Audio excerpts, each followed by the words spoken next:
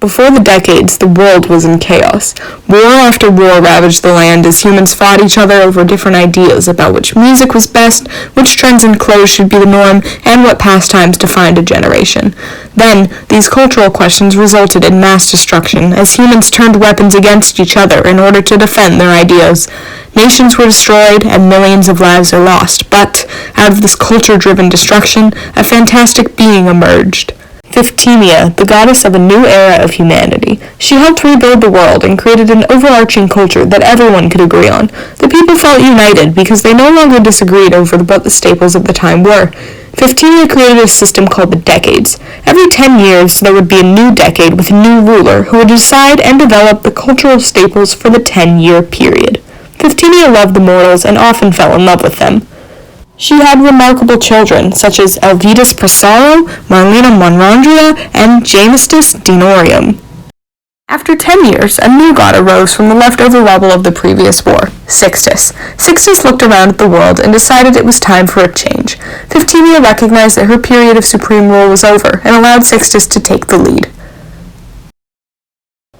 Phiftimia, however, was still a heavily worshipped goddess throughout the whole of the new decade. Mortals would worship her by listening to her music, wearing the dress of her era, and continuing to partake in all the things that made her era great. The era of Sixtus, like her, was full of turmoil and revolution. The heroes of Sixtus, unlike her older sisters, were not simply icons of the mainstream, but revolutionaries in all areas of culture. One hero was named Marvin Lecter Kindred, and he fought for the rights of his people in the unjust system that remained intact from the time before the war. The Beatitudes were a group of Sixtus's favorite heroes. These four men, Gregorius, Johann, Pallas, and Ringo, made music that was beloved amongst all the people. The love that developed towards their music drove some citizens almost to the brink of insanity. However, as the decade went on, it became not their music, but the men themselves that the people were obsessed with. They began to worship them at the same level and then above Sixtus herself. They reveled in this feeling of being gods on earth and became prideful and greedy.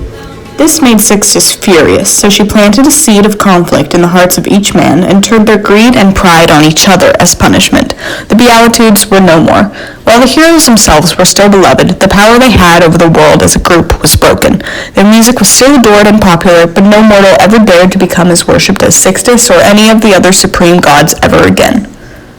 Despite the success of the Beatitudes, Sixtus's revolutionary children were not always well received. These children, along with the other mortals who followed them, incited a great period of conflict as well as change. At the end of the era of Sixtus, Seventer sprung from the rebel. Seventer was an extremely powerful goddess intent on continuing the change enacted by her sister Sixtus and her heroes. Thus, Sixtus stayed as a powerful advisor to Seventer during this era and remained very heavily worshipped while Seventer ruled on the supreme throne. While the children of Seventer were loved, the heroes she decided to become a patron of were not always successful. Her most notable failure was with King Nexton of Amprica. Formerly known as Prince Nexton, this hero-turned-villain promised the end of war with Vitruvia to the people of Amprica. Seventer believed he would be the one to end the war that had been dragging on for ages. Thus, she supported King Nexton in his usurpation of King Limpus B. Johannes. However, in his heart and hidden from the people of Amprica, King Nexton was a man overtaken by lust for power and an ineptitude for leadership. During his rule, Nexton begged the concurrent leader of the god Seventer for something that would help him win the support of the people back and also win the war with Vitruvia. Seventer blessed him with the gift of her own creatures named the Berglinos, who were renowned for their loyalty and specific technological skills. However, Nexton squandered this gift by sending the Berglinos into the Watergate stronghold to attack his internal enemies for his own gain instead of his external ones for the gain of the people. Thus, Seventer, quick to anger towards those who disrespect her generosity, exposed Nexton's greed to the people of Amprica. The people demanded his removal and were so compelled that the Nexton's only choice was to leave kingship for a life of exile.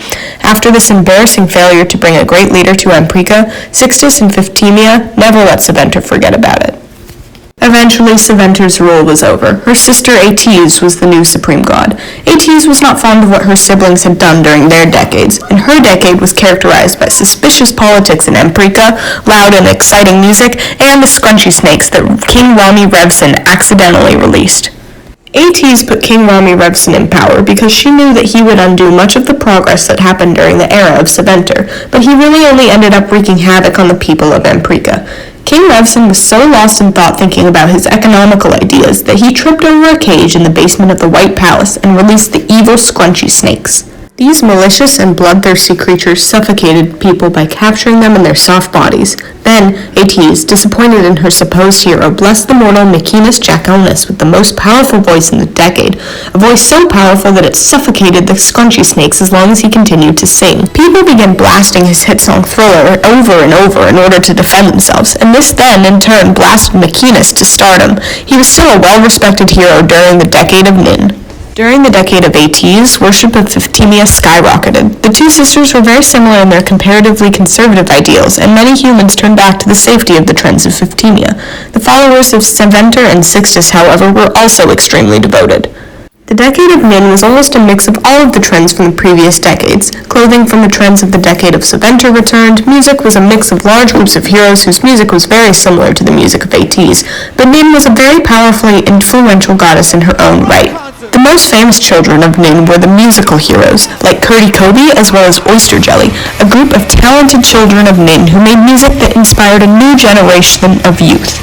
Nin was very close to her younger sister Tuthausa. The heroes of Nin continued to be heroes of Tuthausa, and much of the fashion trends stayed the same. The two worked very closely together, especially when the trends of Seventer started making an extreme comeback. Nin and Tuthausa accepted the newly resurgent worship of their sister Seventer.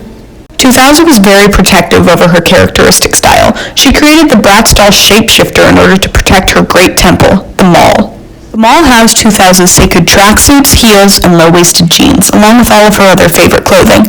The only mortals that could achieve this level of fashion and enter the temple had to answer 100 questions about the era of Tuthausa, fashion, music, culture, and heroes, like Pero Hilti, a priestess of Tuthausa. The temple's guardian, the Bratstall shapeshifter, shapeshifts into the picture of ideal beauty for whoever dares to answer her questions. However, if the mortal answers a single question wrong, they are cursed with the blindness of horrible fashion sense.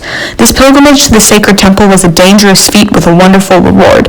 If they answered all the questions correctly, they were allowed into the Mall to become the sacred priestess of Tuthausa's fashion, and then represent her in the world.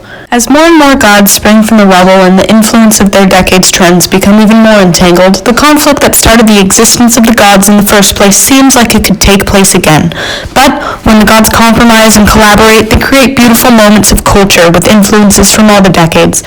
Humans are able to pick whichever god they gravitate towards most and worship them through sporting their characteristic clothing, listen to the music of their heroes, and partake in the pastimes that the concurrent people of the time did. This rich culture of the decades will continue to grow as more and more gods are born, and the humans are very grateful for the gods for giving them the freedom of expression.